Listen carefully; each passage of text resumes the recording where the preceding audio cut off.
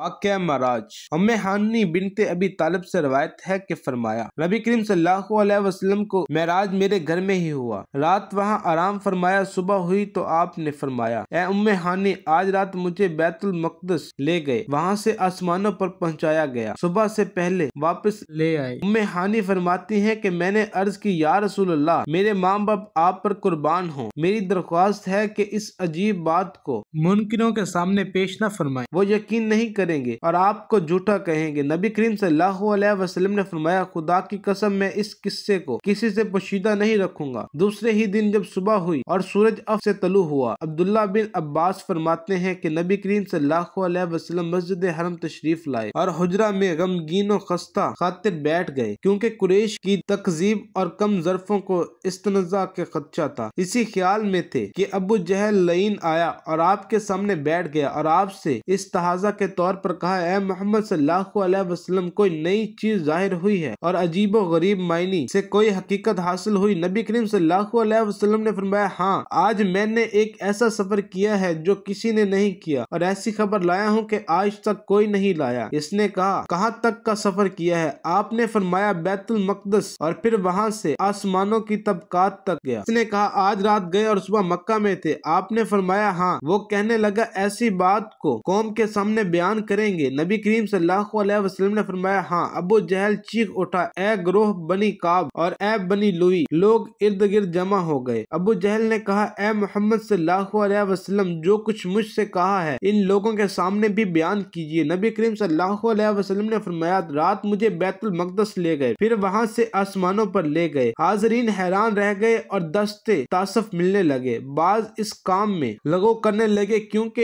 इनके नाकस अक्लों में ये बात नामुमकिनात में से थी। उन्होंने इस कदर बैद अज अक्ल समझा कि कमजोर ईमान मुसलमानों की एक जमात मुर्तद हो गई। वल एयाज बिल्ला मंजलक। अबू जहल मुनाफिकीन की एक जमात के साथ अबू बकर सिद्दीक के पास आया और कहा, आप अपने दो साथी के पास चलिए ताकि आपको मालूम हो कि वो क्या कहते हैं। अबू बकर ने पूछा, आप क्या फरमाते हैं? अबू जहल ने कहा, कहते हैं रात मुझे बैतुल मक़दस में ले गए, हालांकि रात वो कौम में थे। अबू बकर ने पूछा, क्या ये बात आपने फरमाई है? अबू जहल ने कहा, हाँ। अबू बकर ने फरमाया, कोई ताजुब की बात नहीं, मैं आपके आसमानी खबरों की तस्दीक करता हूँ। अगर आप फरमाएं कि मैं सातों आसमान से भी आगे निकल गया और वापस आ गया तो भी मैं आपकी तस्दीक करता हूँ। अबू जहल ने कहा, मैंने किसी साथी को अपने साथी की इस तरह तस्दीक करने वाला नहीं देखा जैसा आप हैं। वो खुद भी यही दावा करते थे। और बकर सिद्दीक नबी करीम सल्लल्लाहु अलैहि वसल्लम की खिदमत में हाजिर हुए और अर्ज की, आपने फरमाया है मुझे रात आसमानों पर ले जाया गया है, आपने फरमाया है या नहीं? नबी करीम सल्लल्लाहु अलैहि वसल्लम ने फरमाया, हाँ, मैंने कहा है। और बकर ने कहा,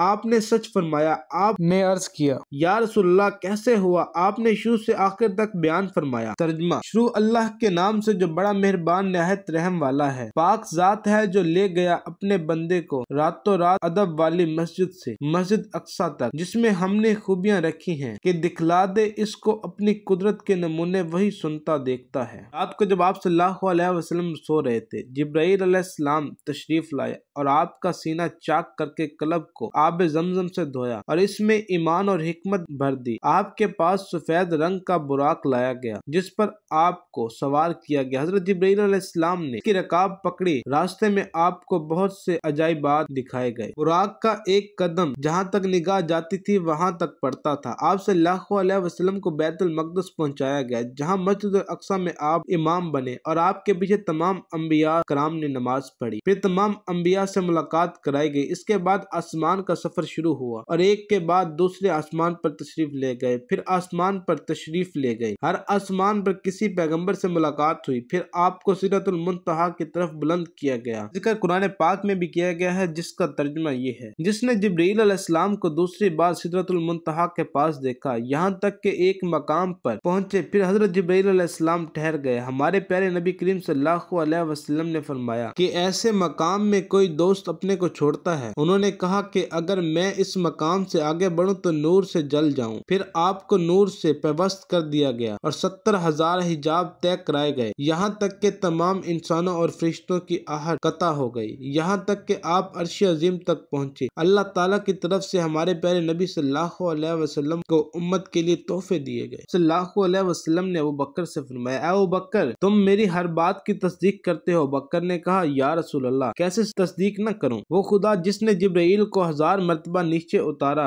मोहम्मद सल्लल्लाहु अलैहि वसल्लम को भी जमीन से आसमानों पर ले जा सकता है। इसी वजह से साबित और मुकर्रर हो गया कि सबसे पहले जिस शख्स ने नबी करीम सल्लल्लाहु अलैहि वसल्लम की माराज की तस्दीक की और बकर सदीक थे। कहते हैं कि इस रोज आप सदीक के लकब से मुकल्लब हुए। और सबसे पहले जिस शख्स ने जुटलाया और नबी करीम की तकजीब की अबू जहल था। इसके मुतल्लिक आयत उतरी, बस जो शख्स मेराज की तस्दीक करता है वो अबू बकर सदीक का पैरोकार है और जो शख्स इनकार करता है वो अबू जहल की औलाद है। सल्लल्लाहु अलैहि वसल्लम जब मदीना की तरफ हिजरत करने लगे, मदीना मुनव्वरा का पुराना नाम यसरब था। जब मोहम्मद ने इस शहर में सुकूनत अख्तियार की तो इसका नाम मदीनतुल नबी, नबी का शहर पड़ गया। फिर ये नाम मुख्तसर होकर मदीना मशहूर हो गया। जब नबी करीम सल्लल्लाहु अलैहि वसल्लम ने हिजरत इस तरफ फरमाई तो इस वक्त यहाँ 2 कबाइल बनु औस और बनु खिजरज और कुछ यहूदी आबाद थे। ये शहर मक्का से 250 मील के फासले पर वाक़ है। जब कुरैश पर नबी करीम सल्लल्लाहु अलैहि वसल्लम के साथ अहले मदीना के अहद व पैमान जाहिर हो गए तो उन्होंने असर 9 मुसलमानों पर दस्तक सादी दराज कर दिया। सैयद आलम सल्लल्लाहु अलैहि वसल्लम के सहाबा के लिए मक्का में ठहरने की कोई सूरत बाकी न रह गई तो नबी करीम सल्लल्लाहु अलैहि वसल्लम ने दोस्तों से फरमाया कि मदीना मुनव्वरा की तरफ हिजरत कर जाएं। वो यक के बाद दीगर हिजरत करने लगे। जिसने सबसे पहले मदीना हिजरत में कदम रखा, एक रवायत के मुताबिक मसअब बिन उमैर और दूसरे कौल के मुताबिक अबू सलमा अब्दुल्ला बिन अब्दुल असद अल मखरूमी थे। और बकर सदीक ने मक्का से हिजरत करने का पुख्ता इरादा कर लिया कि मक्का से हिजरत करके मदीना चला जाए। आपने नबी करीम सल्लल्लाहु अलैहि वसल्लम की खिदमत में अर्ज किया तो आप सल्लल्लाहु अलैहि वसल्लम ने फरमाया, ए अबू बकर, सब्र कीजिए, उम्मीद है मुझे भी हिजरत की इजाजत मिल गई। अबू बकर ने अर्ज किया, मेरे माँ बाप आप पर कुर्बान हो, क्या आप भी इसके उम्मीदवार हैं? आपने फरमाया हाँ।